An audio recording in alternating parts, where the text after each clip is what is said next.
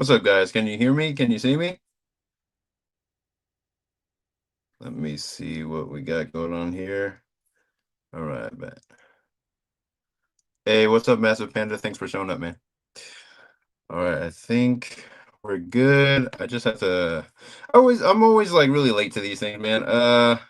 W Before I knew it, it was already 8:30, so I was just like, all right, well, I gotta get ready, get everything set up. So everything is mostly set up. I just have to. Okay, that's muted. Let me try to get the music on. I usually don't get this music started until later when I just remember. All right, found it. I like feeding the ducks. Let me make sure it's on. Yeah, yeah. Okay, it will be at a good volume. Uh, let's see. Then we'll go to the comments. What's up, David? How you doing, man? That's cool. All right.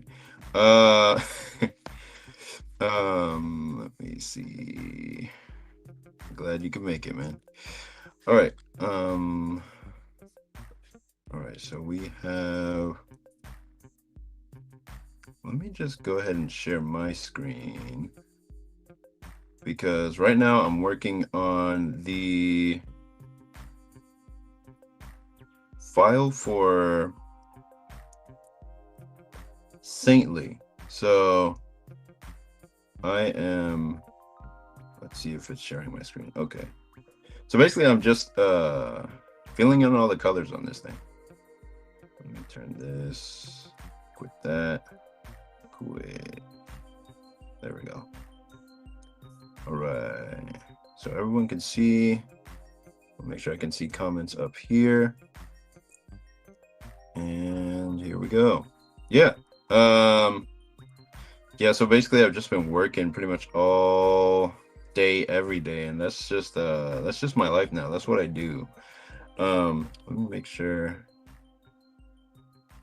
that my mic is good. Audio.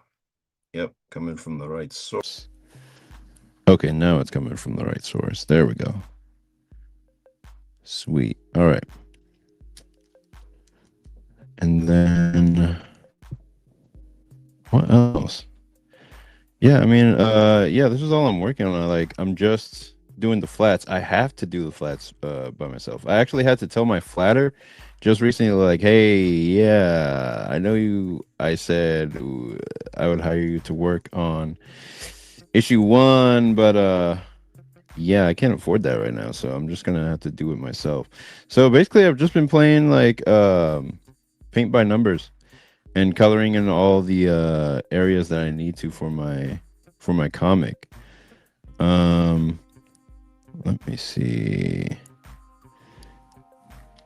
But yeah, that's what I've been doing. That's what I've been up to so far. And yeah, today was kind of a relapse day because I was trying to I was trying to work, and I swear to God, I was trying to work. But I ended up on YouTube anyway, and the most of the day got sucked up into that. And it wasn't entirely unproductive. I didn't watch any unproductive videos, but most of them were like videos about like how to write horror, how to uh yeah, basically how to write horror and improve. So it was like, okay, watch those videos and write down notes, and that was going to be my thing for the day. And most of the day ended up being taken up by that. The rest of the time I was just like, either I was in an interview for a different job that I want to take, and what else? Not much else. I'm just oh yeah, I posted up that video. So I posted up my latest video, and I have to edit a new one for tomorrow, so I can post that up and keep putting stuff out there. So yeah, I'm glad for the responses that my videos are getting recently. Every once in a while I'll just put out something and hope for the best. And if nothing happens, then I always have another chance the very next day. Let's see. Massive Panda, he said, "You're too broke to hire a colorist." Kindred spirits. Yeah. I was hoping to get a colorist to help me, but that ain't gonna happen. Yep. That's just how it is sometimes. Great looking page, by the way. Appreciate it, man.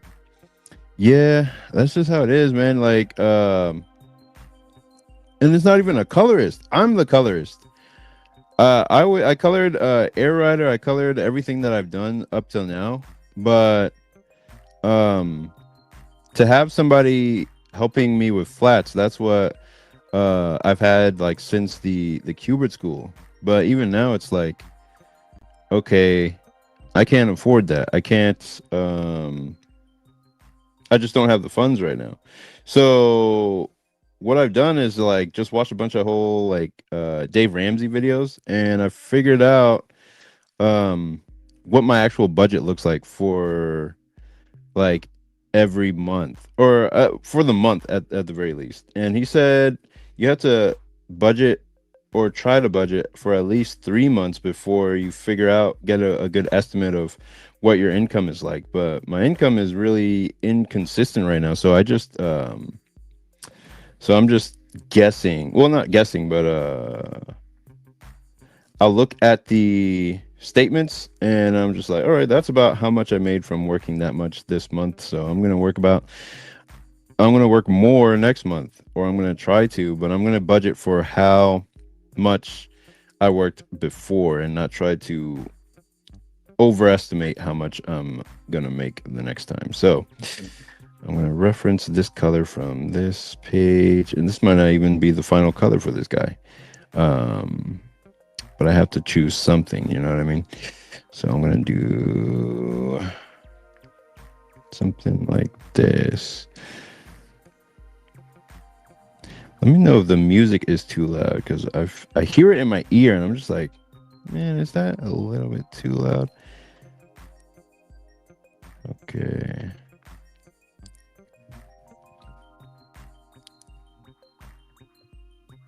All right, here we go. Basically, I'm covering out all the areas where there is black so that I can go ahead and fill this in like this. There we go. And then his hair is brown so that I can go ahead and do this. Okay, I got to fill up all the spaces where it could possibly leak out. And then here we go.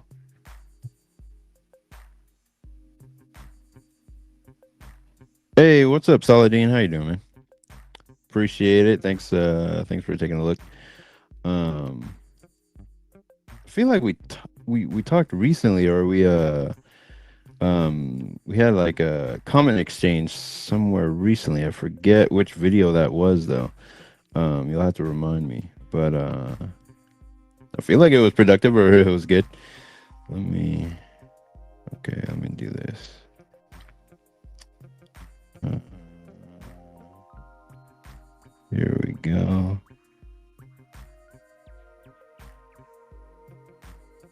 Gonna do that, and then dang, okay.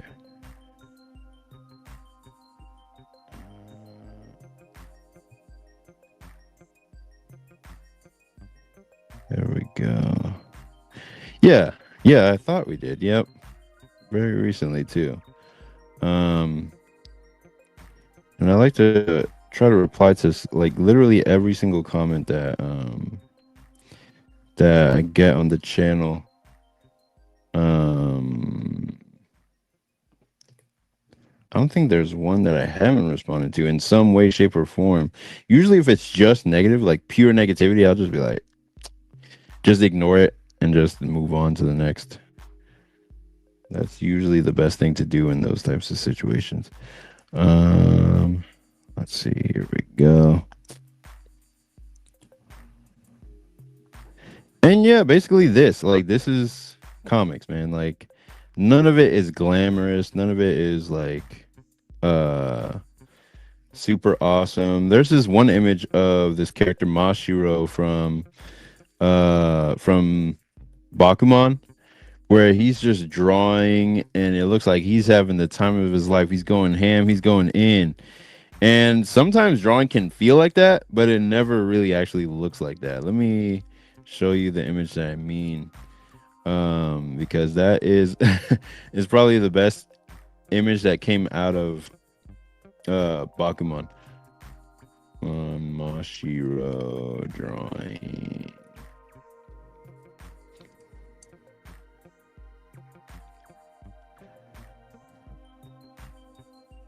Let me see. It's the one where he's just going ham on the page. Yeah, this is the one where he's drawing his heart out. And you wish like drawing felt like that, but it really does not.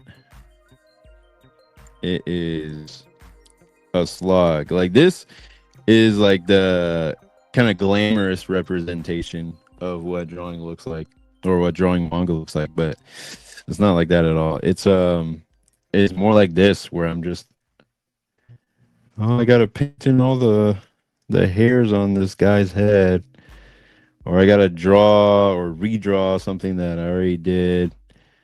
You know, it's just kind of a slog sometimes, but that's the game, man. I'm starting to come up with theories of how some of these other guys are making it in comics or making a good living at doing comics. And because I was thinking about Common America and how those guys are able to find a way to succeed and get their comics and stuff out there. And I think one of the main things is that both of them still have day jobs outside of their comics. And even though they're making a lot from their comics already, they still have those day jobs. And I think that's partly because that helps fund the comic side of their business. As long as they have like flowing capital, like if you have money flowing into business constantly from whatever source and you're not taking on debt from lenders or anything, then you can keep funding your own comic and making it bigger. They're basically what they're spending their money on. What I'm guessing that spending their money on is these artists that are able to draw their characters in the most like the most visually interesting ways that they can't do themselves, or that they don't have the time to do themselves, or just having another artist, either famous or just really skilled and talented, draw your character in another way, another version, is a way to give it the sense that it's bigger than it really is. Like just having like my friend do an issue, like a variant cover of my comic Air Rider. Let me see if I can make myself big. Yeah, just having my friend do a variant cover of my issue of Air Rider gives it the sense that, okay, I'm not the only one drawing this. Somebody else is, or somebody else is willing to draw their rendition of the character. So like I have my version of the character where he just looks kind of like a normal cartoon, and then we have my buddy's version where he looks like a real gritty like hero, and he's bleeding and all that kind of stuff. He really wanted to do something like that, so I was just like, go ham, dude. And yeah, just having those types of things makes it interesting to look at, or it gives it the feeling that it's not just like it's bigger than it really is. Sort of the same with this cover by Donald DeLay. These two covers, my variant covers, recently sold really well at a convention. Some guy was like, "Oh, I want the variant covers." He didn't even want my covers. I was just like, "Damn!" But just having those two alternative covers they were really interested in. Let me go ahead and read some comment. Let's see. Saladin says, "Bro, I'm about to start doing my own digital colors too. Yeah, colors are expensive. Yep. Yeah, super expensive. Well, I mean, to me right now, yeah, they're expensive, but that's just that's just because I'm broke. So, hey, Young Wavy's in the house. What's up, man? Appreciate you coming out, dude. Yeah. Yeah, I can't wait to see the pages for number 3. If I had the money, dude, I'd buy monthly wavy shonen, monthly shonen wavy. I'd buy that. Um, but yeah, that's gonna be exciting when that stuff comes out. Variant cover is neat, great idea. Yeah, appreciate it, man. Um, let's see. Okay, let's go back to regular screen layout.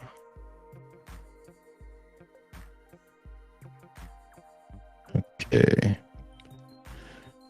Where's my screen?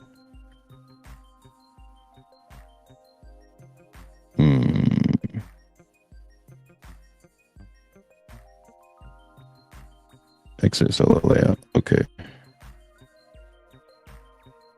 Should be showing my screen now. Okay, there we go. And yeah, this is just what I'm going to be doing for the next, I don't know how many weeks or whatever it takes to do this. But yeah, I mean, like, I just have to do this pretty much every day when I wake up and every day when I come home. So doing that on top of doing videos on YouTube, all of it is a marketing thing. Like, you have to draw faster if you want to make more money, and then you have to continuously be present online if you want to sell online. Like, if you want to sell at conventions, you don't have to do anything that I'm doing. You don't have to do all these like videos online and do all that stuff. That is just because I don't want to go out to conventions all the time. So if I learn how to sell on the internet, then that is more how I would prefer to do it, because that way I can make money at home and just work on the comic one day. So let me see. Here we go.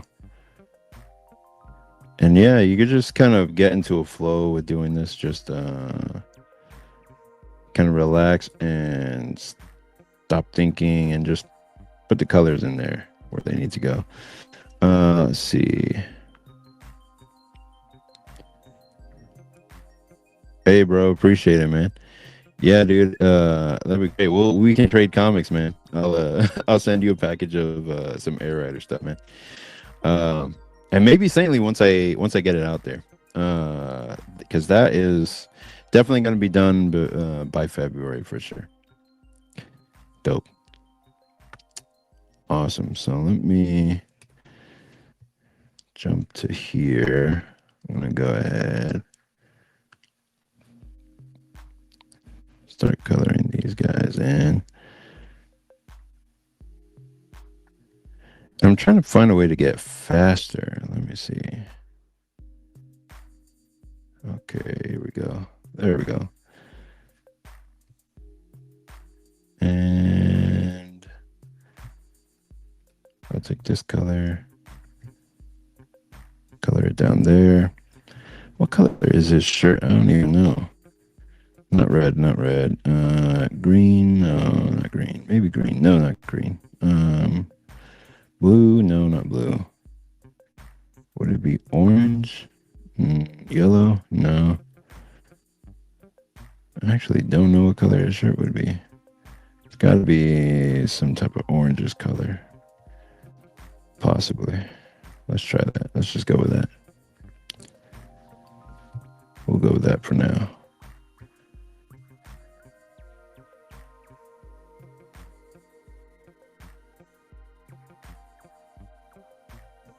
Solidine. I've been having some luck at cons lately, mostly commissions. Oh, nice.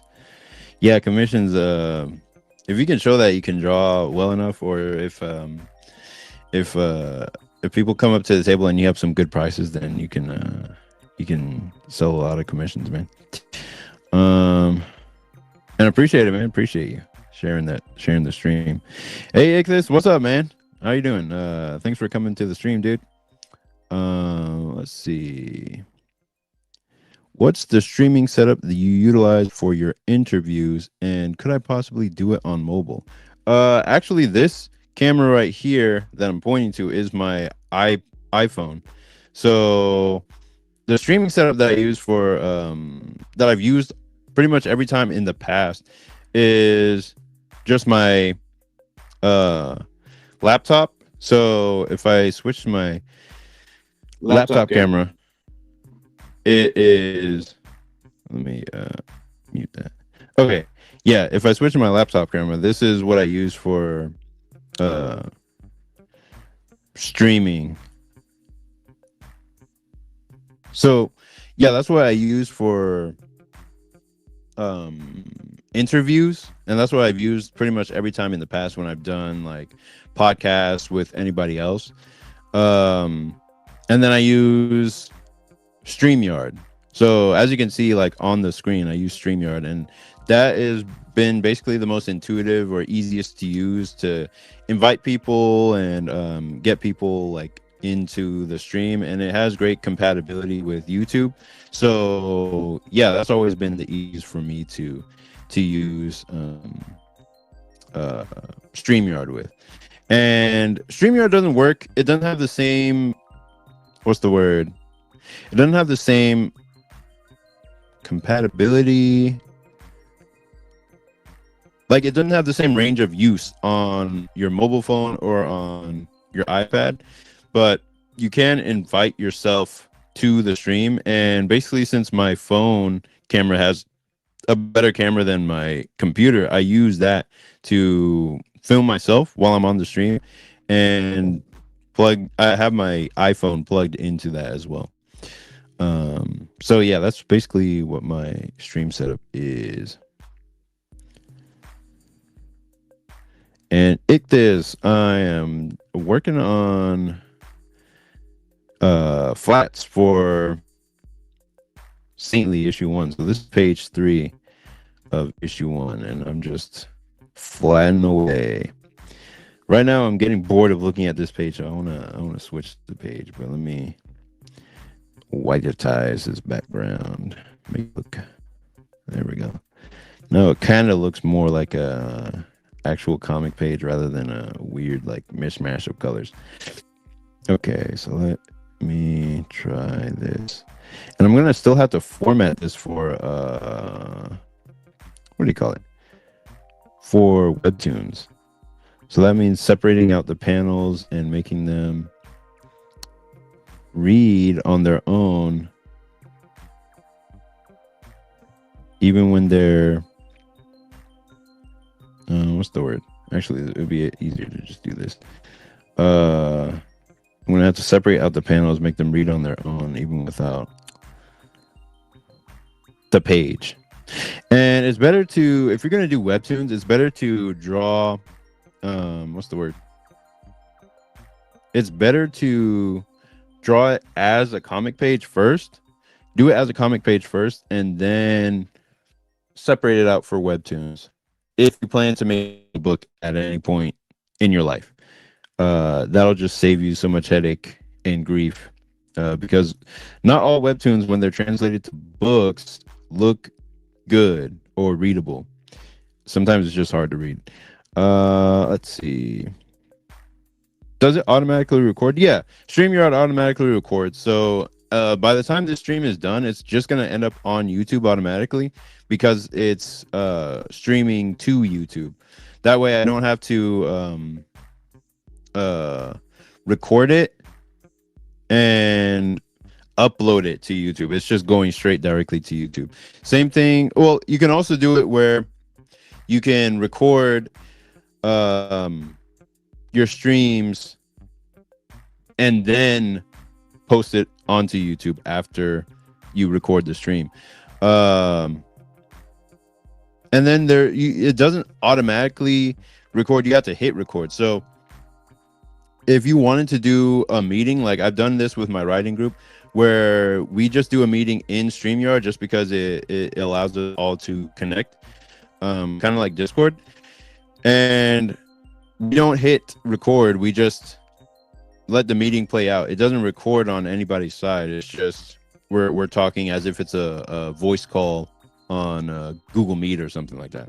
So you don't have to record anything, but you would have to hit like record to actually record it. Okay. Said Icta says, how's the paint bucket tool setup? I know far back you were looking for ways to make the flatting process faster. Um, yeah, I think I found a good way to make the flatting process a lot faster because if I was flatting my old way, I would be cooked. Like the paint bucket tool is set up like this. So first, and this is something I got from a YouTube video recently. Oh, and let me tell you all about. I'll tell you all about a secret, super secret, like flatting tool that'll allow you to get pages flatted a lot faster for you. Let me go over here just to show you what I mean. So if you look here, this ink layer, the inks are, what's the word? I hit reference to reference the inks. So anytime I color something on the flats layer, it's referencing the inks. So it's going to stay inside the lines of the ink unless there's an opening in the lines. Oh yeah, no problem. Yeah, no problem, Wavy. And then the paint bucket tool itself is set to apply to connected pixels only, which means any closed gap is what's going to be connected. But if there were multiple things on the page that were the same color as this green, if I hit that and turn off apply to connected pixels, it's going to change the color of everything on the page like that. So let me show you, for example, like if I hit apply to connected pixels only this is going to change color. But then if I take that off, all of it is going to change color. So when I'm flatting things individually, I keep that on. And then I hit the close gap. That's going to be up to 2 so that it doesn't go outside certain lines when I fill the stuff in. And then area scaling is up to 5. This is all that I got from a certain video. I'm going to show you what the video is because that'll give you pretty much all the information you need. Let me look it up. I have it saved in my saved videos. Where is it? Playlist. Okay. Playlist. Okay, here we go. It's all in my viewful playlist. Okay. So if we look at, there is a flatting thing that I saved. It's down here somewhere. Okay, it should be around here. Yo, I saved way too many tutorials. Okay. That's back when I was really trying to level up my art in 1 week. Okay, this is the video. It's called Clip Studio Paint. Fill your entire line art in a snap the art of Nemo, and that is basically what will help you get the same setting that I have right now and fill in everything really quickly and save you a lot of time. And then this program that I use that was recommended by Jason Brubaker years and years ago. Um, Pre AI era is what helps um, me flat these pages or get the colors um, out there quickly. Let me answer. First of all, let me say, hey, what's up, Yoshi Hiroda? How you doing, man? How you doing? Um, and then let me say hi to. What's your favorite software for comics? It's definitely Clip Studio Paint, just because it's cheap. Not as cheap as Procreate, but it's still in my mind more robust than Procreate, which is why I use Clip Studio, and I'm just more used to using Clip Studio as well. Um, let me see. Ex Santiago. Hey, what's up? How you doing? You say using the ice cream tool. I still have to be careful filling in all the empty gaps, which color may escape using the ice cream tool. Yeah, that one's a little bit difficult. Um, I'm still not 100% sure how it works consistently, but I haven't been using that one recently because I think I found a good flow with what I'm doing right now with the paint bucket tool. Um, but the ice cream tool is definitely helpful if you know how to use it and if you have like closed lines all over the place. But I have a lot of open lines in my line art, so that doesn't always work. But yeah, let me show you the tool. So this is called Flaton. If you try to type in Flaton, you're not gonna be able to find it online. So you should type in flato.nl, and that will give you the same thing. So if you choose a file, hit choose file, and then I'm gonna pick some piece of art, some line work somewhere. Let me see. Okay, maybe an Inktober thing. Yeah, something like this. And I'll hit flatten art, and then we'll just wait. And it's gonna give me basically flats that I can use and start coloring if I wanted to.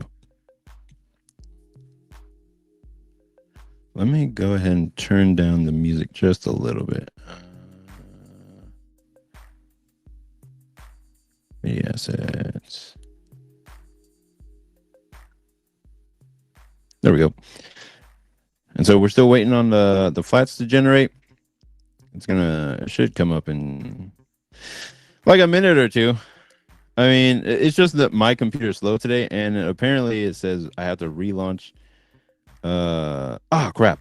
I have to send a PNG. Damn. Okay. Choose file. Let me see. Is there any PNGs here? PNG. Let me go. I mean, one thing I can do is convert to a PNG. So I'm gonna go ahead and do that. Go over here. You can do that in let's see, social media.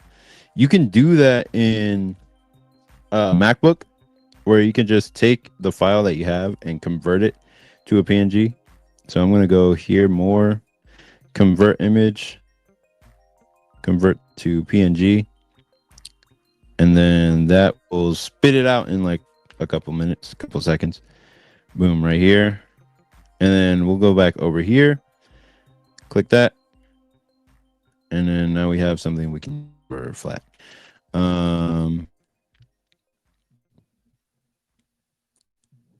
You guys are saying some stuff. I've seen people use the lasso tool to fill large areas easy and clean. Yeah, lasso tool is a great tool to use. Let's see. Ice cream tool, make sure the line. All right, hold on. let me show you guys. Okay, so this is the flats. This is not an AI thing, actually.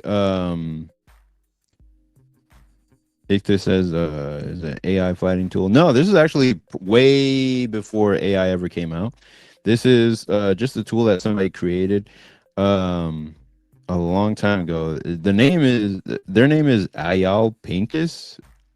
I don't know. And then I would just download the flats. And then here's what I would do. I'm gonna go ahead and uh, go to Clip Studio, file, open, and I'm gonna open that file I just turned into line art. Go over to social media as my file here, and I'm gonna open the PNG. Okay, and then I'm gonna open I'm gonna import, or I'll show you all step by step. Import image, and then I'm gonna go to downloads. That's where the flat's downloaded to, and it should be this one. Yep, flats number 30. And so I'm gonna put that below this layer. And what you can do is, I don't like doing it this way, but you can hit multiply, and then here basically you have the flats. Like the flats are there. What I like doing instead is something I learned on a YouTube video at some point, or actually in the Kubert school as well, is I like going to make it normal first. Then I'll go to, since it's all in black and white anyway, I'll go make this a monochrome layer, hit just the black. That way it's just the black that's left. And then I'm going to create a new layer and then merge it with this one. Now it's a normal layer that's just the line art, the black and white, and then it's just transparent underneath.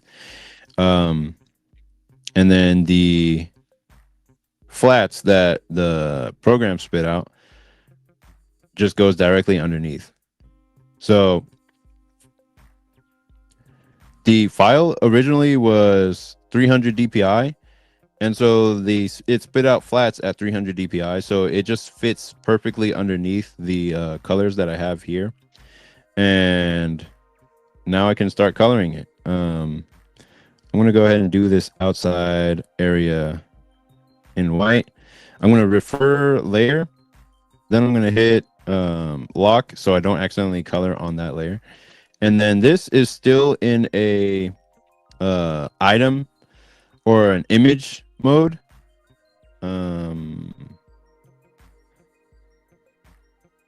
Ictus, he says, the ice cream tool, you make sure the liner is selected on the lighthouse. There are no open gaps. Yeah, absolutely.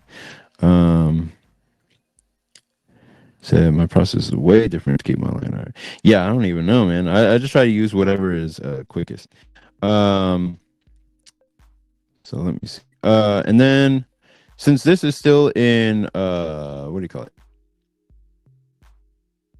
it? Image mode. I'm going to I set a keyboard shortcut to rasterize it with just hitting the letter S.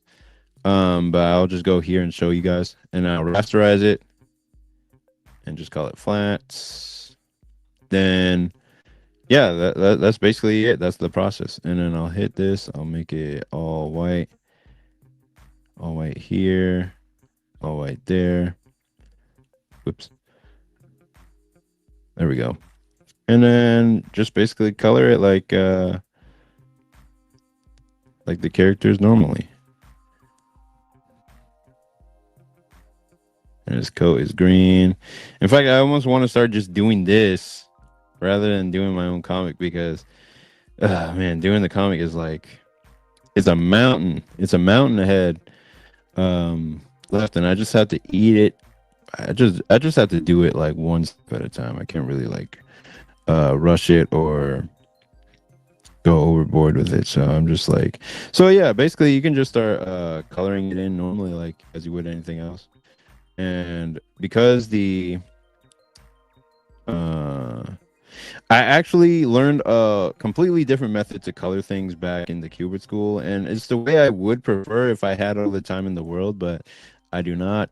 So In fact, if I had the funds, I would just pay somebody else to do this type of work so that I could focus on actually choosing the colors and making it into something that I would actually color. So this, see, like if I did the method that I use or that I learned in the Cuba school, this would be much prettier underneath. It would be much cleaner underneath. But since I'm doing it for speed, I have to just sort of go in and paint everything with this paint bucket tool. So, um, and yeah, that was good to remind me of the lasso tool where you can just color in things like that and color in things like that. So yeah, that's basically it. That's flat on. That's the tool that I use to flat most of Saintly, and that is 100% free. It's also like you'll be correcting a lot of mistakes, I think, that the program just makes based on your, like, especially if you have like a lot of cross hatching, you'll be correcting a lot of that.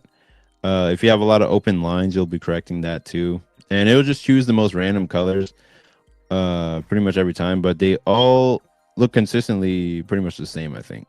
Um but yeah, that's flat on, and you can get some pretty quick decent flats that way and just keep going.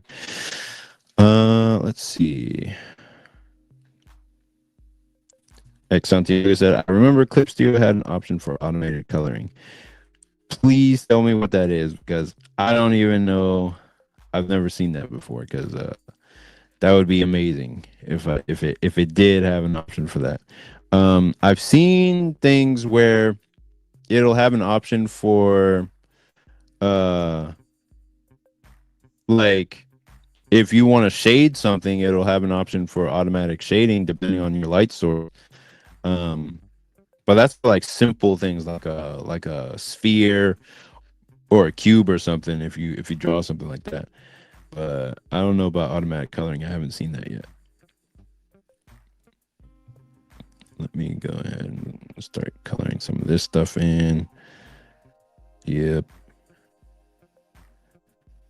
And these aren't even the final colors for any of the characters. It's just sort of placeholder stuff, getting things in place. I want to just open up a new file. Let me file open Dropbox Saintly. And always the best thing you can do is what's the word? Best thing you can do is label all your stuff so you can find it easily. That's the best tip I can give you because there's so many files simply for the creation of 31 pages of art that if you don't have that shit organized, you're gonna be cooked. Like you're just not gonna be able to find anything that you need whenever you need it. It's just gonna be so difficult to find what you're looking for. Okay. Yoshihiro, he says it's called the colorize tool. It's an edit colorize. Okay, bet. Okay, let me see. Let me see how that works. Let's see if it'll do something. Uh Ictus says fighting is a slow burn, but it's rewarding once you complete it and adding lighting and begin adding lighting and shadows. Yeah. Yeah, absolutely. Like it feels so good to even add the shadows in. That already adds so much more depth. Like if I just started adding shadows in there right now, I'd be like so happy because it's like, oh yeah, that looks nice. That looks beautiful. Usually I make shadows purple. Um, and put it on a nice multiply layer and get that started. So yeah, if I were to start flatting, that's what, or if I was to start coloring for real, that's what I would do. It would just be nice. Okay, so let's see. I guess I want to color some scenes where it's just the two main characters because I already have their colors set up. Like I already have the palettes for those two. Let me go to colorize before I forget. He says edit, colorize, technology preview, colorize all, use hint and image, use hint image and colorize. Hmm. Let's see what this does. This feature processes the image on a Clip Studio server via an internet connection. Please read the following before using this feature. The image will be uploaded to Clip Studio server and processed. Personal information such as product serial number and account information will not be uploaded to the server. The uploaded data and generated data will be deleted from the server once the process is complete. For more information, please refer to Clip Studio Paint end user license agreement in the instruction manual. What the hell? All right, fuck it, man. Let's do it. Let's see what happens. Processing, processing, processing. Nani? What the hell? Wow, that's interesting. Okay, well, it kind of did something there. I don't know what, but let's try it on a page that's more complete, I guess. That is very interesting what it tried to do there. Let's try it on this page. File or edit, colorize. Let's see. Let's see what it'll do. Yeah, it says, "Whoa, what the fuck?" That's what I was thinking. I was like, "Yo, that's different." All right, let's see. What the? That's not even okay. What if I raise it above the ink layer? That doesn't do anything. That doesn't help. What if I lower the opacity? No, that's trash. Maybe it needs some guidance to get it right because that was weird. It's just this one was better, ever so slightly better, but I don't know. I've never used this colorized thing before. That's interesting how it turned out though. Let me go ahead and hit. Very interesting. Okay, well, I'm gonna leave that layer there. Right, yeah, it looks like spilled coffee, yeah. Okay, so I'm just gonna colorize Chelsea here. The big orange bucket. No. Okay, I'm gonna have to. That's in normal mode. Okay, so I'm gonna go ahead and Shift C. Nope. Shift N. And go down. Merge down. There we go. And I'm gonna refer a layer. Hit the flats and then hit S to rasterize that layer. Now I can work. I want to call this flats inks.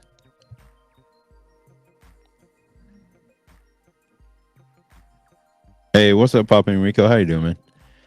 Thanks for coming by, dude.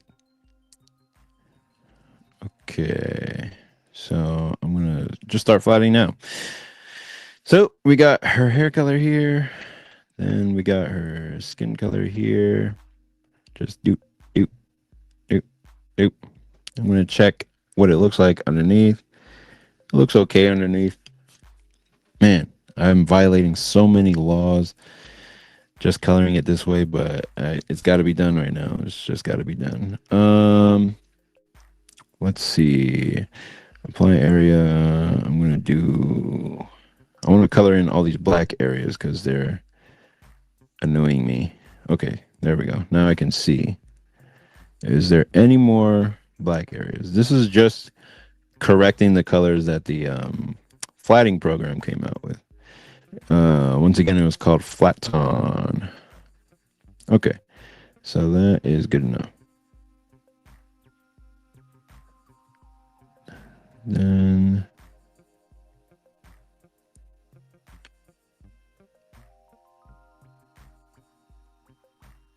Okay. Then I'm gonna color her skin, but I'm gonna whoops. Make sure that all the areas are closed off. And then that should be it. Damn it. It was not it. Oh, wait, no, it was. Let me see. There we go. Okay, cool. And then I'm going to go over here, clap that, and then hit. Do. All right. Yep. Then, I guess I'll just work on Chelsea's colors right now, for now. Yeah, she has a big patch of hair up here that I can just color in. Whoop. And just do that. Hit that. There we go. And next one.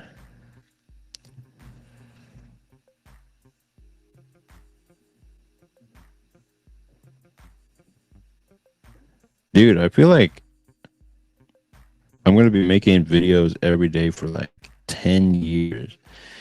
And that's basically the way you have to do it if you're going to become recognized. Like, you have to show up consistently, not necessarily every day, but yeah, I think it's going to have to be every day. Consistently, you have to show up. So that people recognize you as a mainstay in their online attention diet. Basically, like, if you show up every day, it's like, oh, people know, oh, this guy's not going away. This guy's here to stay, and he's not gonna disappear. Like, the whole reason why most people's businesses online or their art stuff online doesn't take off is because they just stop showing up after a while.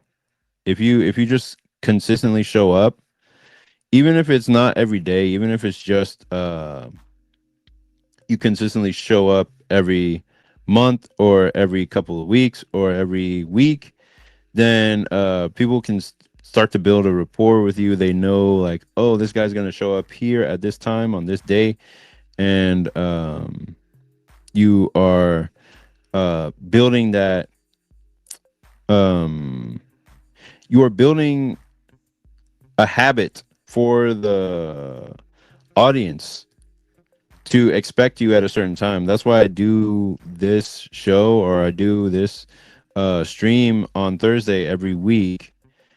And I just decided it almost arbitrarily. Like, I was just like, okay, if I'm going to take this to the next level, even a little bit, I'm going to have to show up every Thursday on a stream or a live stream or something like that. And I actually gave up work today to show up here, because I knew if I didn't make it at 8, like I said I would, then it would be like I'm taken away from this business that I'm trying to build. Pop Enrico says, makes sense. Attention and updates keeps it relevant. Yeah, absolutely, man. Yeah, just staying on top of people's minds. Like, let me show you.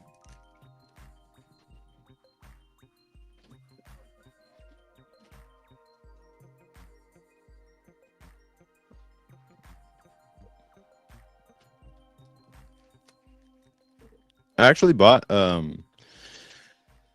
the what's it called? Tomahawk Angel by yeah. I bought Tomahawk Angel by Odysseus.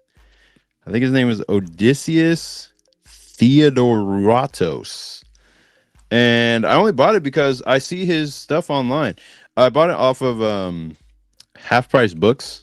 I was just like I just came across it, and I was just like, yeah, let me check this out. And I was just like, okay, cool. Like, because I see this guy online all the time. He's always posting some monster short or some type of monster thing on YouTube or on Instagram. and he's just been making his manga for a long time now. And even him, like he said, he didn't blow up until like 10 years into what he was doing, like just being consistent online or being consistent at what he was doing. And then he finally like blew up. So you don't really, there's no real like shortcut to the stuff. I've been drawing for I don't know how many years.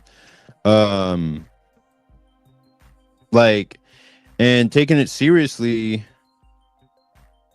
let's say I've been drawing for since I was born. Just just always drawing something, trying to figure it out. I didn't take it seriously until maybe I was 12, and even then I was still kind of playing around with it. And then I entered my first manga contest at 16, but I didn't make the deadline because I was too busy playing Metal Gear Online 2, and I got too addicted to that game. So I missed the deadline by a day. I finished the whole comic for like it was 31 pages, I think, and I missed that deadline because I was too busy playing video games.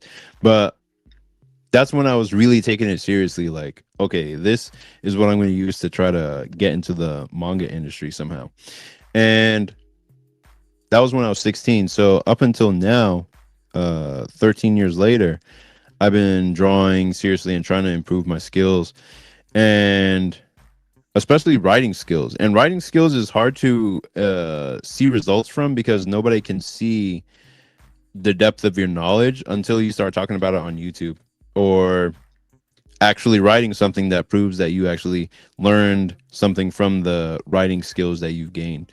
Um, so it's way harder to prove that you're good at writing until you actually do it, until you actually put your stuff out there and make a comic out of it. It's a lot easier to prove that you're good at drawing. And even now, I'm not that great at drawing. I'm pretty okay. I'm pretty okay at it. I'm able to clearly convey the concepts that I'm trying to draw out in my comics, but it's much harder to show that I know writing and drawing until I actually get to until people actually like read the comic and understand, like, oh, this guy might have an understanding. But I have to finish a full story, like a full story. Like Saintly is the first chance I get to finish a story from beginning to the end of the story, and then people can read the whole thing and be like, okay, this guy knows how to tell a story, like a good narrative, and understands what he's talking about. um Otherwise I just come off like a fraud if I don't actually like show, like, hey, I can write. I can do this. So I spent just as much time learning about writing as I did learning about drawing, and um, my drawings have suffered uh, in part because of that. Just because I split my time between both of them, so I can't.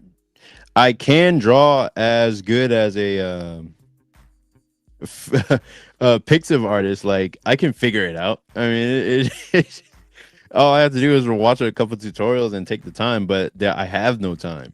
And it's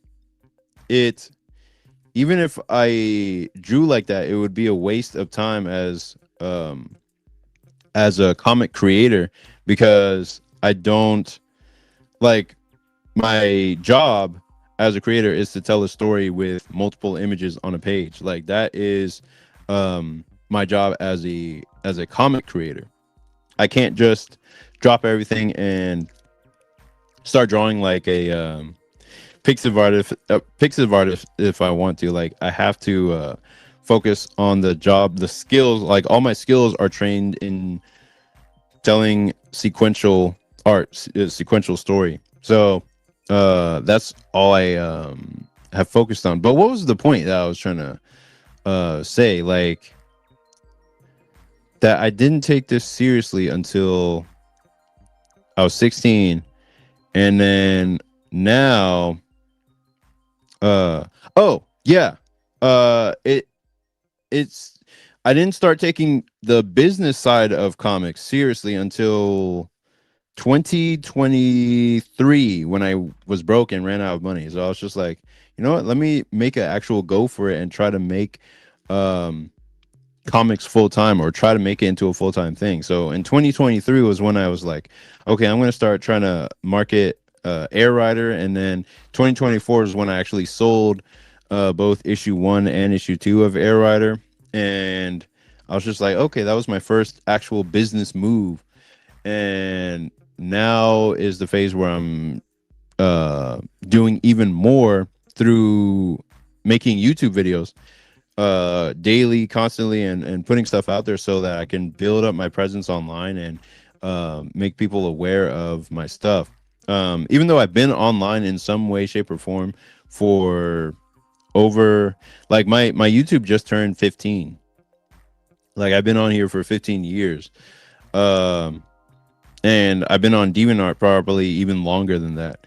So I've been online in some way, shape, or form for many years. So my YouTube, even with as many subscribers as I have now, about like 1,600, is just a reflection of me, like, starting in earnest, like actually putting stuff out there and spamming the algorithm until it understands what I'm trying to do, and then it'll send me to the right people and whatnot. But if I do this for 10 years, I'll like guaranteed be one of the biggest in the space if I just keep going. Um, like, that's how it was with this show called Kill Tony, like this comedy show called Kill Tony, where I would be watching the more recent episodes, and I'd be like, why does he keep talking about how he did this for 12 years? What do you mean 12 years? Like, because everything looks pretty and shiny and it looks well produced and it looks great. But then I realized, like, he wasn't kidding. Like, he actually had been doing that consistently every Monday for 12 years. And I look back at the old episodes, I was just like, oh, that is, like, it doesn't look as well produced as it is now, where they're doing stuff in Madison Square Garden, where they're going to different places and going all over the US at the biggest arenas and whatnot. They'd been doing it for so long that they finally blew up, but it wasn't overnight. It seemed overnight to me because I had just discovered them and just been watching them, but there had been people that have been following them for years before they blew up. And so you guys right now, you're here before I blow up and actually turn into something that is more than what I am now. But it takes time and consistently. Like, if I consistency, like, if I just stop showing up, if I stop appearing, if I stop uploading, and basically drop the ball, just kind of disappear and come back whenever I want, then people won't take it seriously as if it's like a show. Like, you have to be consistent, like a TV show. Like, Naruto, when it came out, was coming out every week, and you could expect a new episode of Naruto every week. You'd watch a new episode, you watch a new episode, and basically you're training the audience to expect a new piece of content or a new story coming every week until it just sort of ends, or it's like it's done. But through that training or through that programming, you're basically in the Naruto world, where you're understanding, like, oh, this is the Naruto world. I like seeing what I'm getting here, and I like this universe. And through that programming, they're able to sell you the manga, they're able to sell you the video games, they're able to sell you uh the anime DVDs. They're able to sell you on other stuff because they kept a consistent presence in your life somehow. So it's the same with being a YouTuber. And I didn't want to do it at first, but I realized, like, if creators in our past realized that there would one day be a time where you had the ability to be your own TV station, be your own radio, be your own promoter for your comics, they would jump on that opportunity in a heartbeat, and they would be outselling pretty much all of us here in the indie space right now. Um, they just didn't have the tools to do that back then, and they needed other shows to get on, to put them on. Now you can put yourself on, and all you have to do is just keep showing up and be consistent about it. And um that's how you succeed in at least in the indie side right now. So Let me say some. Let me see the comments. Why not drop one shots? That's one way to improve your writing, prove your writing without committing to long running series. That's something I would do if I had actual time. But all the time that I'm using right now is just to work, just get out of debt, work, get out of debt, and focus on creating Saintly, which is what I've actually been paid to do, and I need to finish what I've got. So making any extra one shots would be something I would do later if I had the luxury of time. But right now I don't have that luxury, and I'm just focused on work. Um, one day I will drop one shots and do all that kind of stuff. That would be cool. Hot dinner plate. Agreed. You're new to me, so hello. How you doing? May the emu. That's cool. What's up? Hello. But yeah, that was my little rant about blowing up. Like this Odysseus is probably making money off, like no doubt making money off of his comic idea, but that was probably a hard won battle that he just been fighting years for his spot in making horror comics. Like you don't just get to have that, you know what I mean? I'm gonna go ahead and open up page 26. I need the colors from that page.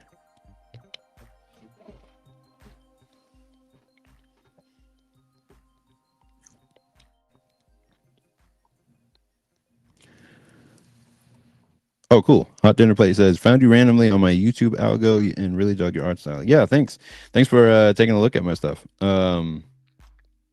I always what's the word? Worry about like my art style and wonder like do people actually like it or am I just um like too insecure about it? Uh but yeah, some people tell me like, "Oh yeah, I really like it." I'm like, "Okay, cool. I mean, maybe I'll believe you." You know? Because I always look at better artists, like every artist is their worst critic. So I always look at like better artists um and I'm just like, "Oh man, I'm not as good, so I must be trash." But no, there's people value let me just save it. I might save it later in case I want to color it. People value stuff like people value your art even if you don't. Um, there's a lot of older art pieces, especially there was this guy Matt Laskowski, Fox Orion. I did a YouTube video about his older work, and I think even he was surprised that I loved his older stuff. I just loved his stuff, and I still do, and I still have it as like my background for my computer and stuff. But yeah, he was surprised that I loved his older work, and he probably was like, "Oh yeah, I'm making this new stuff that I like," but I'm just like, well, he works for like background, like as a background artist for different like animated productions, but I fell in love with all his old stuff. Uh, okay, I'm gonna put that in here. Save in Clip Studio format, so it has the layers, and then I'll just close that out. Okay, I want to take her eyebrow color, and then what I'm going to do is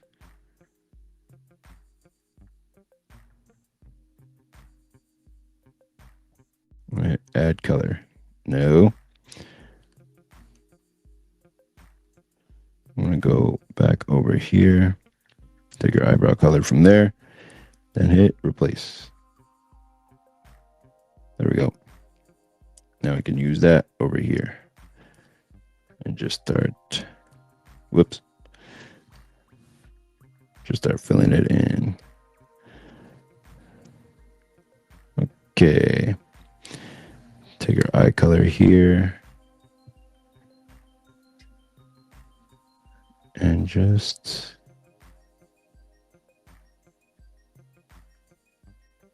fill it in.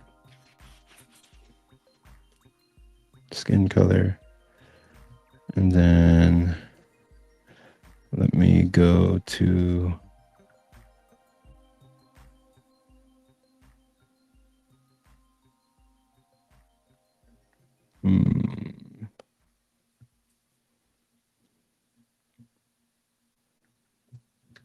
no. I gave her a nice eye color up down here. So I'm going to take that. And just add that to her palette.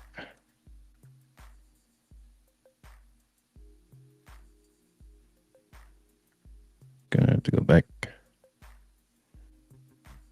and hit add color. Okay. That way I can do this now.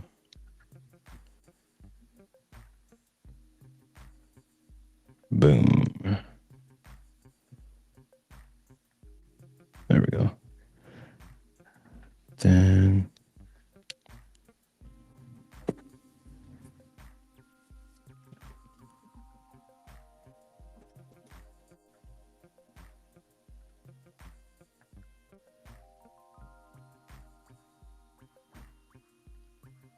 Hot Dinner Plate says, I get that. I draw as a hobby, and my best friend uses some pieces as his screensavers and such. And I still feel like he's still lying to me. And I've known him for years. Yeah. Yep. It's like you don't believe in your own sauce. You know what I mean? Like your friends, they'll definitely hype you up. But if they're saving your stuff as a screensaver, it's like legitimate to them. You know, like they really like your stuff and you know, just because you're friends and whatnot. So yeah, it's like other people can see something that you don't, and it's kind of hard to believe in your own artistic value. But I realize if I want to make like a living at this for real, I have to understand what my value is um to the reader or to the audience, and then charge appropriately so that I don't um so that I can still run a business or like still make money. And sometimes it sounds dirty thinking about money or talking about money all the time, but it's like 100% necessary if you're trying to make a living. Like I wish I could just do this for fun. I wish it was just a labor of love that I could just completely like, you know, always be passionate about and give myself over to, but it is not like that at all. You need to have a lot of practical concerns for like how are you gonna actually execute this? How are you gonna pull this off if you don't have the money? If you don't have the money, then you just got to do it yourself. And that's basically what webcomics is to me. Like that's why I do webcomics and wanted to do webcomics because you didn't have to involve anybody else in the creation of it. You could just do it all your own.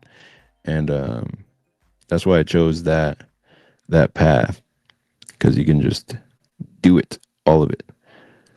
Um,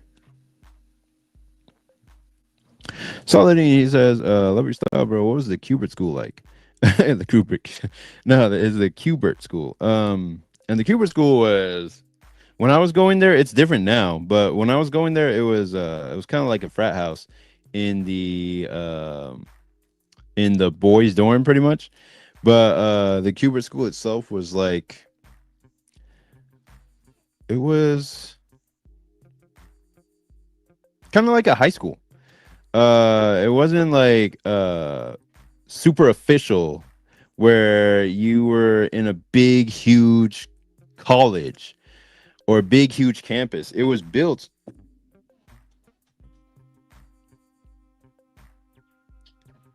it's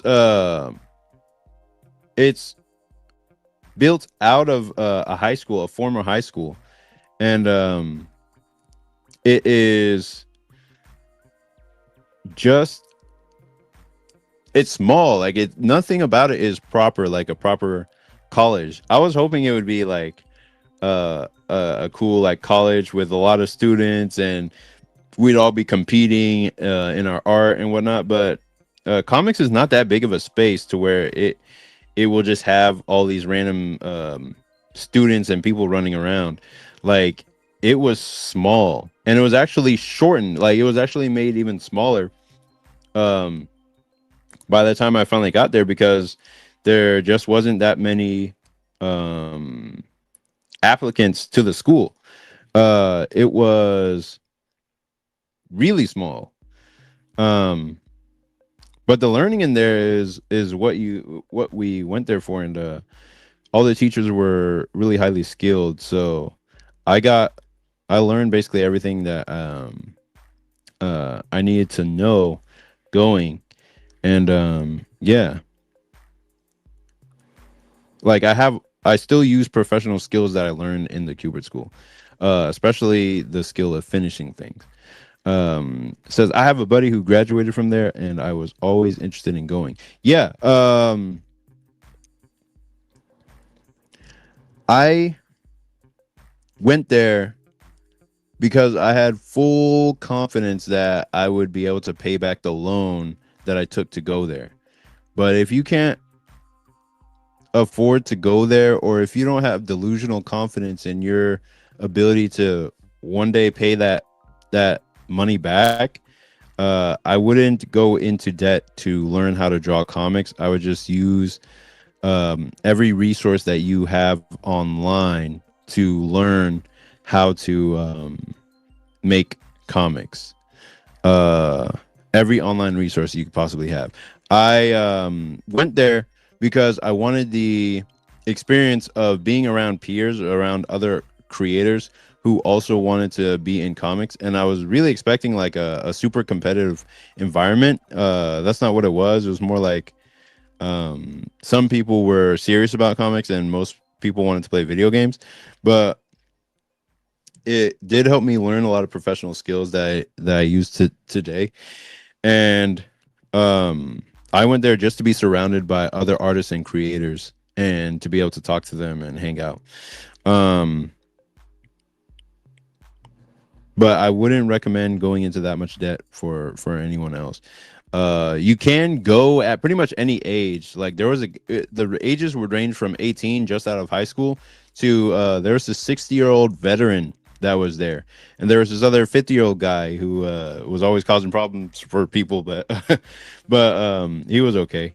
And yeah, so you could go there at pretty much any age.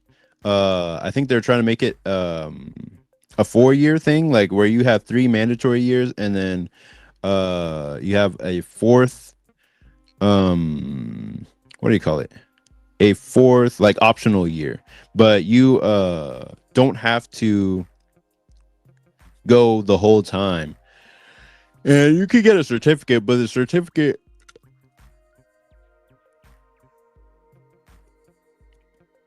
is just, you know, so you could say that you went to the Cuba school. People in comics recognize um that you went to the Cuba school, but if you don't have skills, then it doesn't really matter.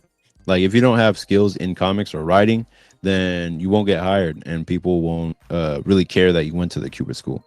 If you have production abilities or production skills, then people would hire you. But your skill is all that really matters um, when you come out of the Cuba school. So there was this one guy I knew who was really highly skilled. He went for 2 years, and he saved up to have the funds to go. And so he did. He saved up the money to go, and he only went for 2 years out of the 3. But he had enough professional skills to actually go into the industry and work. So he didn't need all 3 years. I went all 3 years just to finish the program, get the certificate, and just be there the whole time because it gave me 100% time to focus on getting good at comics in the shortest amount of time possible. Like I didn't have any other obligations or duties. It was just complete focus time to see what I could do in 3 years, see how much I could level up in 3 years. And I think it was necessary for my artistic development, but that's only because I have a complete delusional belief in my abilities and skills. Like I know that I'll succeed one way or another, um, and make this comic career work. And that's why I went, because I know I can succeed, but I don't know if it was a great investment for everybody else who doesn't have like the skill to make it or the drive. Like if you don't have the skill but you have the drive, then you'll probably make it one way or another. But if you don't have the drive or the skill, you shouldn't be going to the Cubert school anyway. I just have pure drive and skill, so I know like in my heart of hearts that I'll succeed or die. Like that's my only two choices that I've given myself. Like succeed or die. Um and that's the kind of resolve you have to make it in comics. And if you want to go to the Cuba school, go to the Cuba school. But it's better if you learn all your stuff online, because there were a lot of things that I learned online that once I went to the Cuba school, I felt like I was just relearning it, or there are some concepts that certain teachers didn't know that I learned online a long time ago and understood. So it your mileage may vary sometimes. Kingslayer, what's up, man? What vids can we expect to see coming soon? Pretty much whatever comes off the top of my head. I just did a couple videos about like writing and storytelling and whatnot. I think I might do a video about my theory about what Common America and those guys are doing. I might do a video about probably some storytelling stuff or some like Y2K stuff. But I did a Y2K like not the theory or not the conspiracy theory, but the style, like the style from the early 2000s. I did a couple videos like that, and well, I did one of those recently, and that one didn't do too well, but that's because the video wasn't really well made. I have to make a better made video to really do that, and it was talking about a game, not really comics. So maybe if I do a video on comics, but whatever I have time to make is what video comes out, because it's pretty much a daily thing that I have to do. Even doing this live stream on top of doing the daily video, which I posted this morning, is extra work that I'm doing. But it's always an like, okay, what have I been thinking about recently, and let me post that on, or things or thoughts that I've been thinking about for years that I've finally formulated enough words to do a video on. That's usually what kind of videos come out. Yeah, no problem, Saladin. Hot Dinner Plate says sometimes environment can make or break the learning process. You said it yourself that being in that environment allowed you to focus 100%. Yeah, that is exactly what it was, because there was we didn't have to take math classes, we didn't have to take science, we didn't have to take chemistry or whatever. It was just all comics all the time, and you just 100% focus, and you go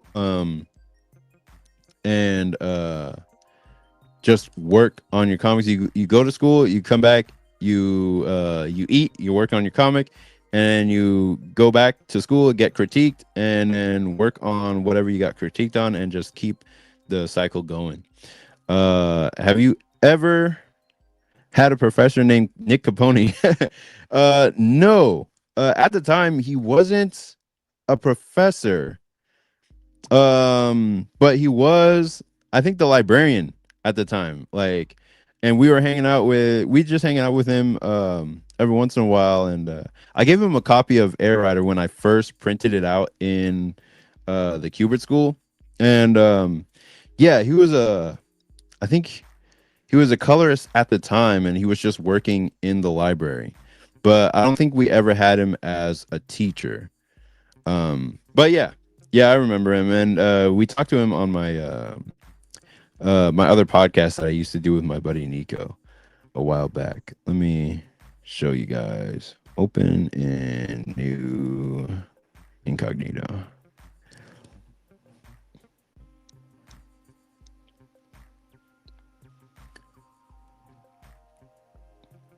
But yeah, this is my old podcast I used to do with Nico, and yeah, we did reach out to Nick Capone, and we did a whole show with him uh, to talk about his comic, his latest comic. What do you call it? Purity. I'm $1 million in student loan debt. Oh, that person is cooked. I'm not even that close to that much, but yeah, Nick Capone. We talked to him for sure. Um,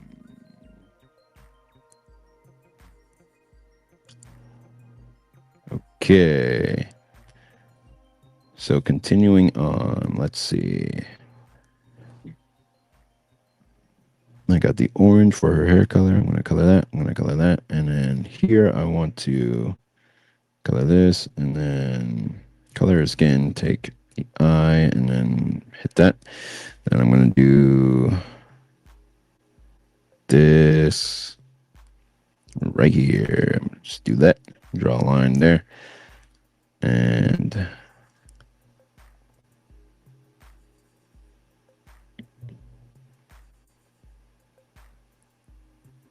Snap, I think I've seen your podcast. Oh yeah. Yep. Yeah, it was yeah, it was a while back, but yeah, it was good. It was a good episode. Okay, I'm gonna color in her skin there. Then I'm gonna do that, and then I'm gonna go ahead and press I here, and then take this color.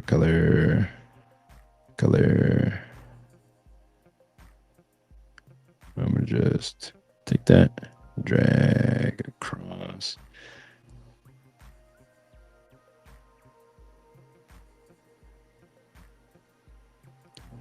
And then eventually this comic will come out looking good eventually, but it's gonna be a while. It's gonna be a minute before I get to that point. But for now, it's just sort of paint by numbers. And then eventually I'll get to the point where I can make money by numbers. But yeah, right now I just have to color. Like my life depends on it. Color a leg. Oh man, I use so few lines right there. I just have to draw it in. Damn it. Okay, let me see. At least this isn't lagging. Everybody can see. Color there. Color there. If you have knowledge of anatomy and all that stuff, you can pretty much get away with doing that and know where everything goes. Let me see. Okay, yeah. There's a hole right here that needs to be filled in.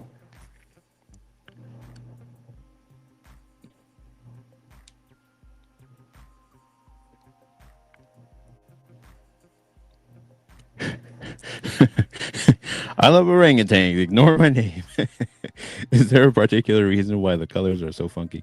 Yeah, because flats don't need to be perfect. They just need to be a way to select colors whenever you want to render something. But I use this program that I talked about earlier in the stream called Flaton. It's this coloring tool that was made pre AI era. This was back in like 2012 or so.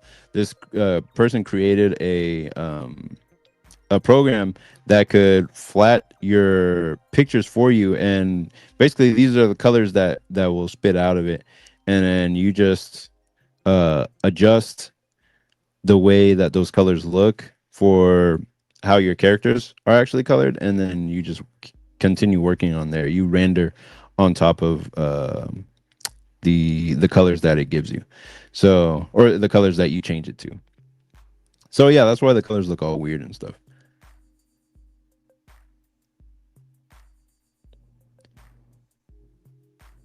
Yeah, it's super useful. Let me give you the it's Flatto.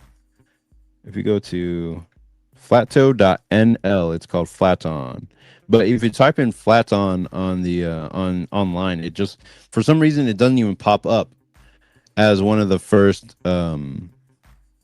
links.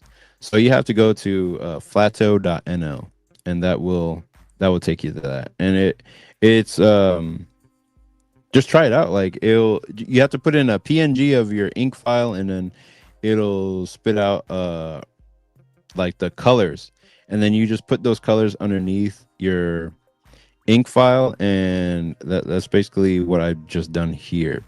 If you look earlier in the stream, I give a little demonstration of how that worked. Let's see.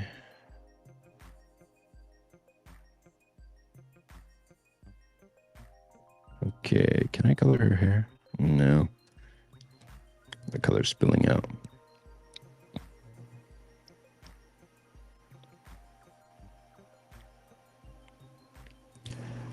All right, there we go. We'll take her hair, her skin color, and then put that there. We don't really see her back leg from this angle, so I'm going to take her hair color,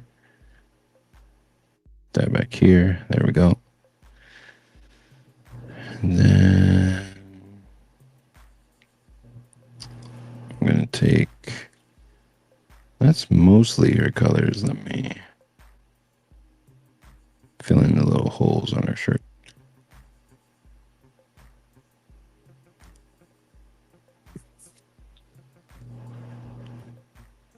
And then take this.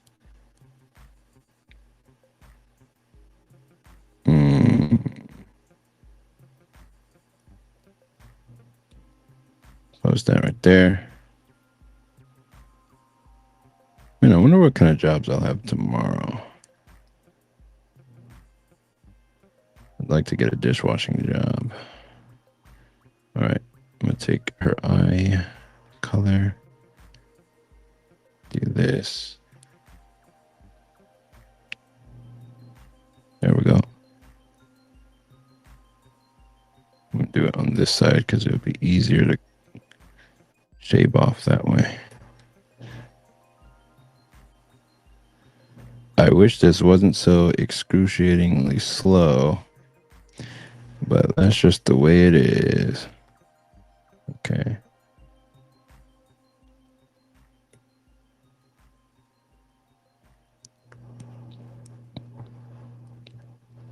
It's just labor.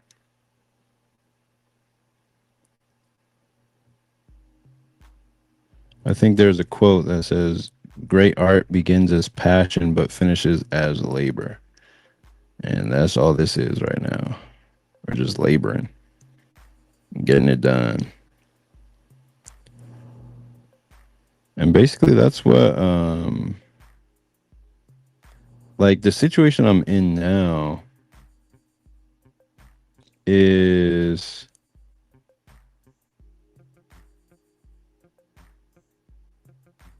yes, Ichthus is definitely a labor of love for sure.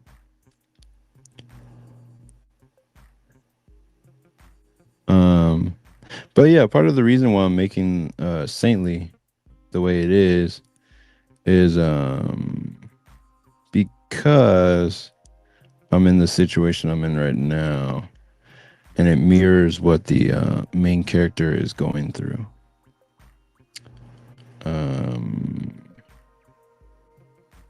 Let's see. Hot dinner plate. Any thoughts on digital versus traditional art processes? Well, what kind of thoughts? Like, do you have anything about it specifically? Because I do both. This started off on paper before I got to start doing it digitally. My general thought about like digital artwork is that I don't like necessarily starting with digital because it gives me too many opportunities to change and finagle with the work and try to make it precise and make it perfect. And that just sort of kills the immediacy of the art for me. Like it kills that roughness. Like this was all done on paper here. Like all these ink lines were done on paper first. And there's no do-overs really on paper. You can use whiteout, but even the whiteout is baked in to the process of the drawing. Like it looks like it still has that roughness of being drawn with ink on a piece of paper. Whereas if I started doing this digitally, actually, this drawing right down here, I did completely digital. So I started it digitally, I penciled it digitally, and then I inked it digitally. And it still retains a lot of that same look from the traditional page, but I like to have my pages existing in two worlds. So I like having the traditional pages existing, and then I like having the digital files existing. Because if I lose the traditional pages in like some type of fire or something, I always have the uh, digital that I scanned in. But if I lose the digital files in some kind of mistake or some kind of file backup error or something like that, I always have the um, traditionals to scan in again. So having them exist in both worlds in some way, shape, or form always gives me access to the the original art or access to the art in general, so that I can uh, do stuff with it or you know, sell it or something. But I feel like too insecure having it in just one world, like making only a digital art file or making only a digital making only a traditional piece that I don't uh upload online in some way. I mean, I'm totally fine doing commissions that way and selling those, but that's because I started my whole art journey with traditional. I didn't have any type of tablet or anything growing up. I didn't get that until I was maybe 18 and bought my first tablet using my job. And that's how I started like drawing with a tablet. I was just like, oh, cool. Now I can do what all my friends used to do back in middle school. My middle school friends had tablets and stuff like that, but my parents wouldn't even know what a tablet was. So I just didn't get into digital art until way, way later on down the line. And when I did, I finally figured it out.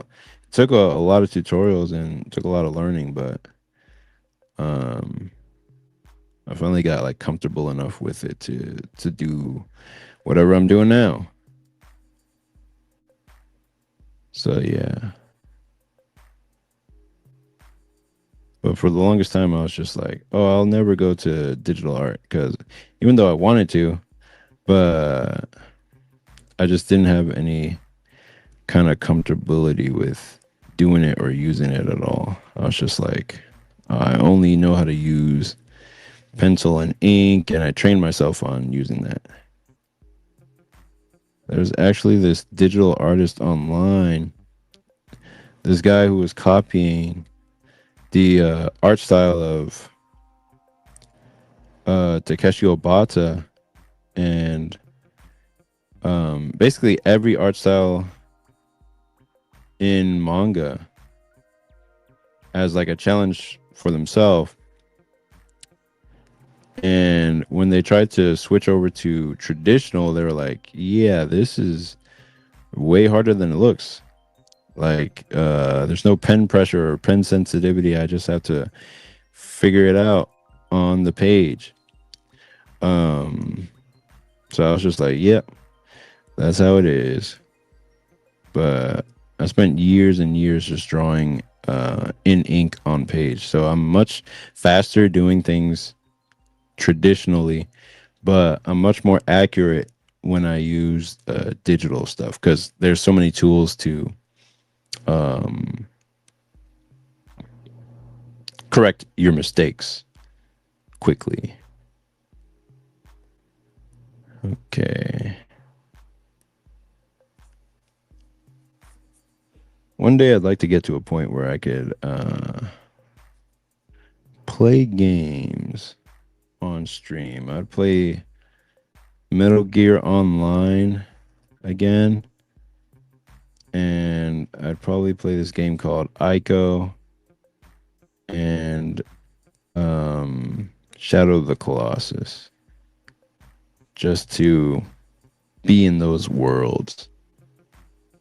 Especially Metal Gear Online too. I don't know if it'll still entrap me like it did when I was younger, but one day when I'm maybe debt free, I would like to play those games again. That would be fun. Metal Gear Online 2 is one of those games that's so good. It's a third person shooter that's so good that the fan base literally revived it, revived the servers so that they could keep playing. And it's niche, but there's still new players jumping into it because they see that it's made by Kojima and they're like, "Oh, I want to try this out."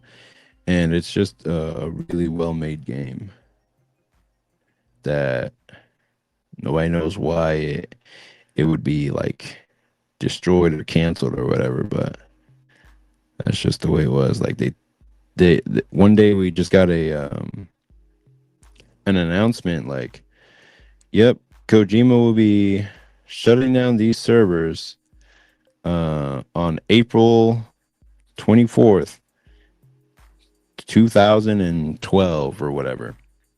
And we were just like, "You got to be fucking kidding me." And we just played the shit out of that game because all the DLC stuff that you had to buy um, that I didn't have, you could all of a sudden play it on those last days because they just didn't give a fuck anymore. They're just like, yeah, anyone can play any part of it. It's all free to play. Like, you're good. And I just played all that stuff because it was open. It was open and free to play. So I just played the shit out of it until it died.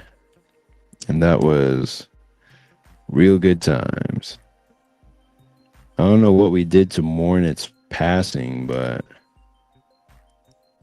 to know that I can like go back in and play again. My name was Blade369 on there. And to know that I could go back in there at some point and just start shooting and sniping and cutting people again, that warms my heart a little bit. Because those were genuinely good times. But that was when I was a kid.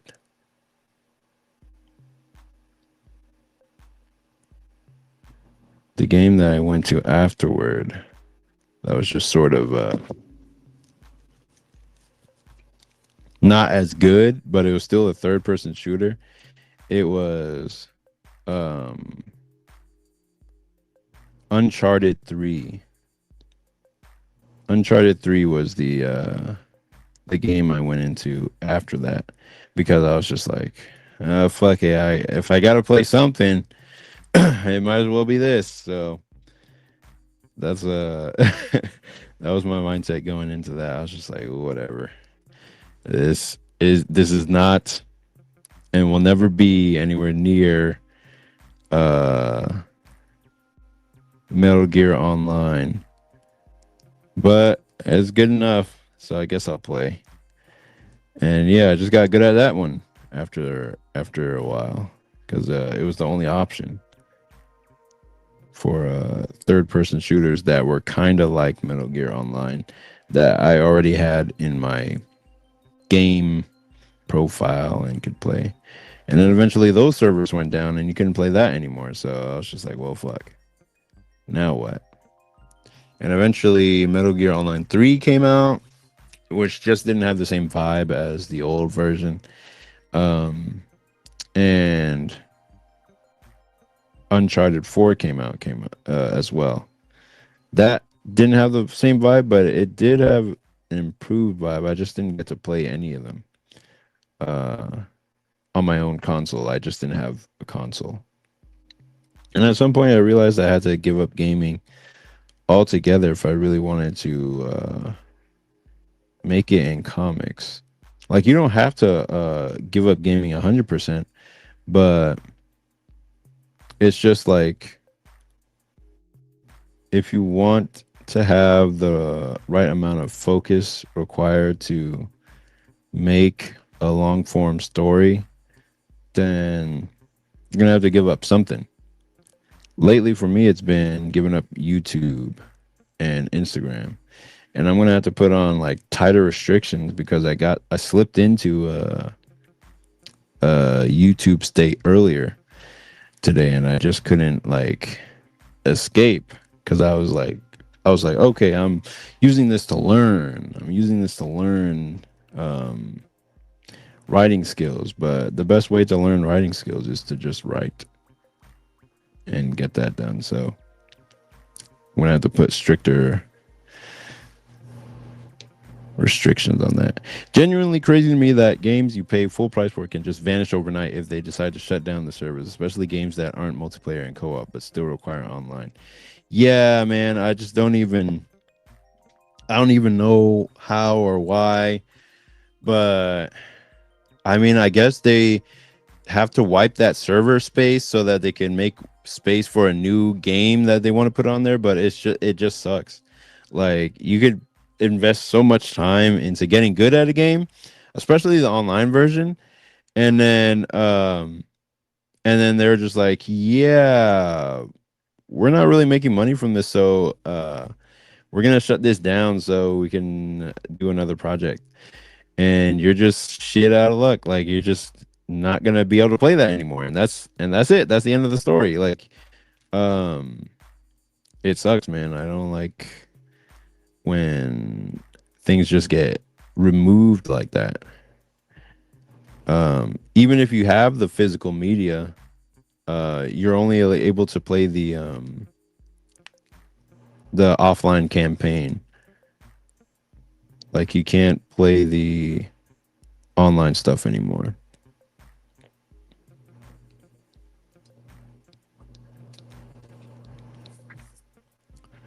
But that's just the way it goes sometimes. Okay.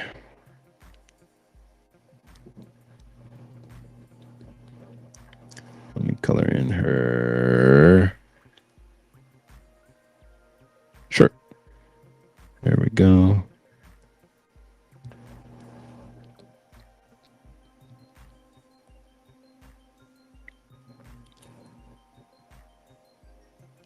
Like, even deciding what color everything is gonna be is an extra drain on your mental resources if you don't know beforehand, or if you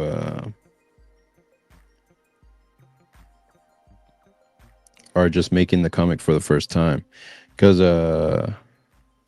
if I did this just in black and white, I would already be on issue number 2. I'd just be working on issue number 2. But um, since I'm making it a webtoon, it has to be colored. or since I'm making it a webcomic, it has to be colored. And color is what really sells comics, you know, on the American side. Like people want there to be color. If it was in black and white, it would have to be marketed as a manga, or it'd have to have the more of that manga feeling. And it does have plenty of manga feeling, but it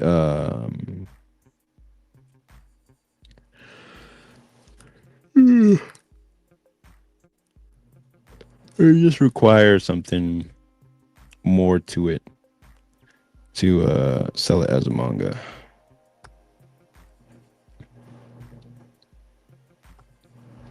Okay, here we go. What the?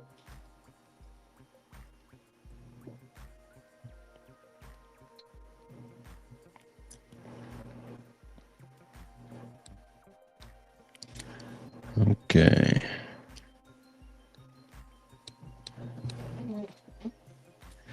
Here we go.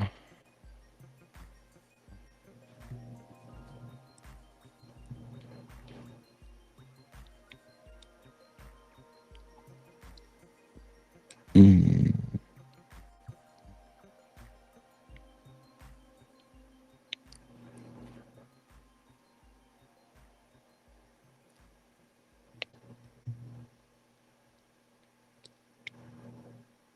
Hmm. Nope.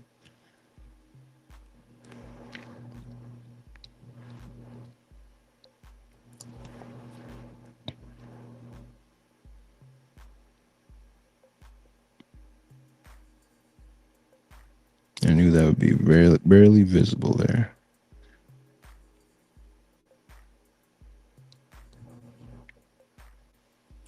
Okay, so there we go. Nope. Whoop.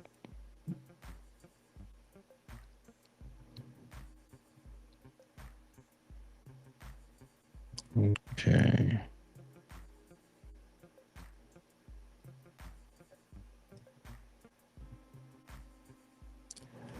Um,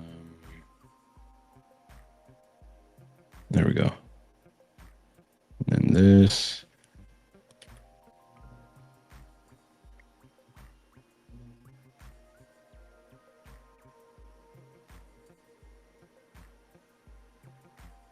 Just give it a random color.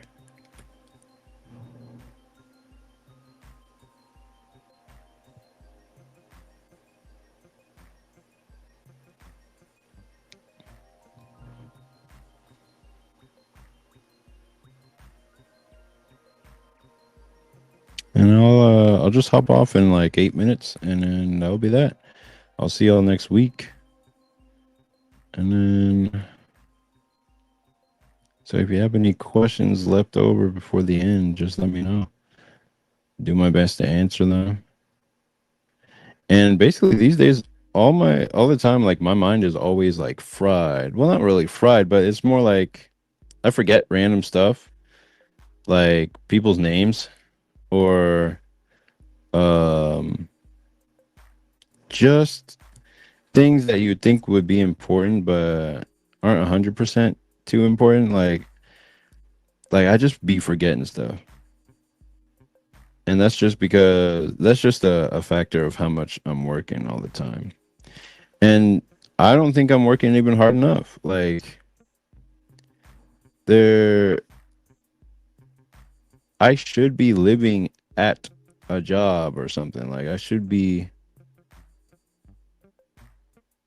going even harder than I currently am. So I'm going to look for types of jobs that would be perfect for me, as like just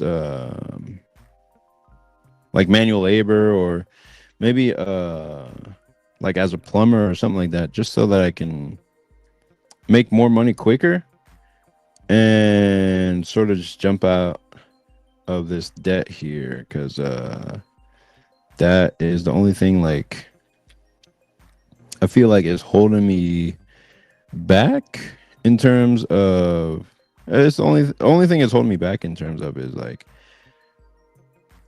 I guess like it's my finances, but it's also my time. Like because I have to go to work every day, or because I'm going to work every day, I just don't have time for anything else. Like I want to make better videos for sure. I want to make better videos, but there's no time to do that because I'm always working, or like I have to fill up my time with work. I have to fill up my time with work, and it's not because I'm a workaholic or anything. It's just I need to. I have no choice. I just have to. I have to work even faster than I currently am. Like I'm doing this page here like moderately quickly, but even if I try to move faster, it's like okay, well, how am I gonna move my fingers a little bit faster? Like I can try, but sometimes the program doesn't work with me, and I make mistakes or something like that. So it's just you just do the best you can pretty much every day, and show up consistently every day. And the more you show up, the more life will show up for you. Like eventually you'll get to the end of whatever it is you're doing. Like you'll have beaten that boss, you'll beat the level that you're struggling on, and then you'll get to the other side and you'll be that much stronger for it. You'll be like, okay, cool, I did that. Now ready to tackle the next thing. Um, and that's basically what I had to learn at a younger age. Like, okay, life is the fucking game, and you have to get good at life. Like you have to get good at beating and conquering the bosses of life, because the game is like an alluring world where you just want to lose yourself in this fantasy thing and get good at that. But that's just an illusion. uh and if you look at your favorite like manga or your favorite anime or TV shows or whatever, you don't see the character really playing video games all the time. Like the game is their life. They have to actually do the boss fight of fighting Gara of the Sand or whatever. They have to do the boss fight of defeating Frieza, or else they lose everybody they love or care about. They actually have to do those things in their real life. They're not playing a video game of Goku versus Frieza. They are Goku fighting Frieza, and he doesn't know he's gonna be Super Saiyan. Imagine the horror in that, where you are fighting this unstoppable force, and you have used pretty much every trick in your bag, and you got nothing left, and you're at the end of your rope, and you don't even know. Uh, the only outcome you are certain of is death. Like you just know that okay, well, I gave it all I got. Maybe I can get my son out of here. Maybe my other friend can escape alive, but my best friend was just killed. Um, or like this was before his before Krillin was killed. Like these guys, maybe they can escape if I just hold this guy off, but I don't know how long I can do that before I get killed. Like Goku himself had no idea that Super Saiyan was coming. Uh, and that is true fear, I think. Like you just don't know you have that second level in you, and you don't know it's coming, but you're facing down the threat with pretty much everything you learned, and you thought you were doing all right, only to realize that the threat wasn't even really trying. Like you gave it everything you got, just to realize, oh, I'm still not strong enough. That's why Super Saiyan came as such a interesting power up, because it's like he put everything into it, and now he has that extra level to go. So it's like, okay, so I can do that. Let me see. Wrote Yoshi says, funny you mentioned that. That's the theme of my comic. That fighting monsters and villains and stuff actually sucks in real life. Yeah, is that Is the comic you're referring to, is that in the other another world with my gun? Because that comic's funny, man. I started reading it a while ago, and I was just like, oh, this is actually hilarious. Like he, like you know how to write, man. And I appreciate you checking out my videos, dude. Yeah.